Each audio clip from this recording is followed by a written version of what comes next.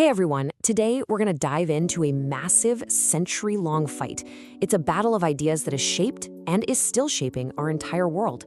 It all boils down to one huge question that honestly affects, well, everything. Your future, the jobs you'll have, even the taxes you're going to pay someday. So what's at the heart of this huge debate? It's really this. Who should be in the driver's seat of the economy? Should it be the government, with its hands on the wheel, trying to steer us in the right direction? Or should we just trust the free market to figure things out on its own? This is the central conflict we're going to explore. All right, so let's meet the two main contenders in this intellectual heavyweight match. Their ideas basically wrote the story of economic policy for the entire 20th century. So, in one corner, you've got John Maynard Keynes. He was an English economist who saw the economy kind of like a machine, like a car. And sometimes cars break down. Keynes argued that when that happens, the government needs to pop the hood and get its hands dirty to fix it. But then, in the other corner, you have Friedrich Hayek, an Austrian economist.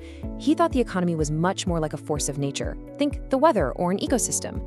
And his big warning was, if the government tries to control it, it's probably just going to make things worse. So right there, you have these two totally opposite ideas that are going to clash for the next 100 years. Okay, so it's one thing to argue about ideas in a classroom, right? But the real world has a way of testing them. And the first big test, it was a complete global catastrophe, the Great Depression. So to really get what was happening, you have to picture this. Imagine the cash in your pocket becoming so useless that it's cheaper to burn it for heat than to buy firewood. That's not an exaggeration. This is what happened in Germany right after World War I. The government just printed tons and tons of money, and it led to something called hyperinflation, where prices explode so fast that money becomes basically worthless overnight. People's life savings, gone. It was total chaos. And then, boom. 1929, the stock market crashes, and the whole world just spirals into the Great Depression. It was like the global economic engine just seized up. Banks were collapsing, which meant people's savings just vanished. Millions and millions of people lost their jobs. You had people lining up for blocks just for a loaf of bread. Honestly, it looked like the whole idea of capitalism was a failed experiment. People were scared, they were desperate, and they were looking for an answer. And this is where Keynes comes in with this famous and kind of blunt quote. When other economists were saying, oh, don't worry, the market will eventually correct itself, Keynes basically said, yeah, but in the long run, we're all dead. What he meant was, people are suffering right now. We can't just wait around for some magical market fix. We have to do something. So what was his big idea? It's pretty straightforward, actually.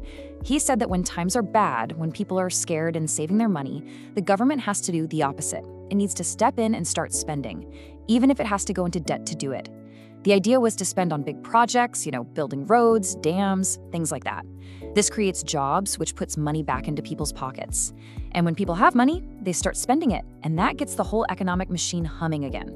This became known as Keynesian Economics, and wow, did it take off. It became the go-to playbook for governments for the next 30 years. All right, fast forward to after World War II. Now, this whole debate between Keynes and Hayek isn't just in textbooks anymore. It's about to split the entire planet in half. You've probably heard this phrase, the Iron Curtain. Now, obviously, it wasn't a literal curtain. It was a term for the intense border, both ideological and physical, that separated Europe. On one side, you had the West, capitalist countries with free markets, and on the other, the East, under the control of the communist Soviet Union. This was the new battlefield for these economic ideas. And this map really shows you what we're talking about. You can see that line dividing the continent. The blue countries, well, they generally followed market-based economic ideas. But the red countries, they were part of a planned economy, where the government in Moscow was calling all the shots. Now, this is fascinating, because Germany itself got split right down the middle, creating this incredible real-life experiment. You had West Germany, which went with a free market economy, much closer to Hayek's way of thinking. And they had what was called an economic miracle. Their economy just exploded. But then you had East Germany with a government-planned economy. And it didn't go so well. Things were so bad, in fact, that they eventually had to build the Berlin Wall just to stop their own people from leaving. So for a long time, for like 3 decades after the war, it seemed like Keynes had won. Economies were growing, people were doing well. It was a golden age. But then, the 1970s happened, and a new kind of economic monster showed up, one that Keynes's playbook had no answer for. This new problem was called stagflation. It's a mashup of two words, stagnation and inflation. So what does that mean? It means the economy stops growing. That's stagnation, which leads to high unemployment. And at the same time, prices for everything are going through the roof. That's inflation. This was an economic nightmare. According to Keynes's theories, this just shouldn't be possible. You should get one or the other, not both at the same time. So governments did what they knew how to do. They tried the Keynesian solution: spend more money to create jobs. But it backfired, big time. Every dollar they pumped into the economy just seemed to make inflation worse. The old rules weren't working anymore. And this crisis suddenly created an opening for the ideas of Friedrich Hayek, who had been pretty much ignored for years, to make a huge comeback.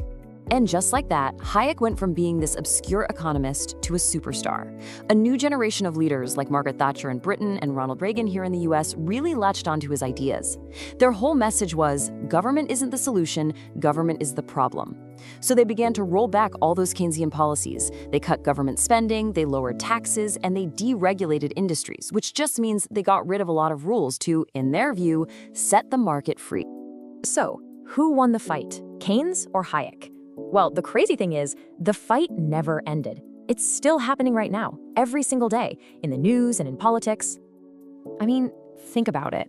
Anytime you hear about the government sending out stimulus checks during a bad economy, that is a 100% Keynesian idea in action. But then, when you hear a politician arguing that we need to cut taxes and get rid of regulations to help businesses grow, that's straight out of the Hayek playbook.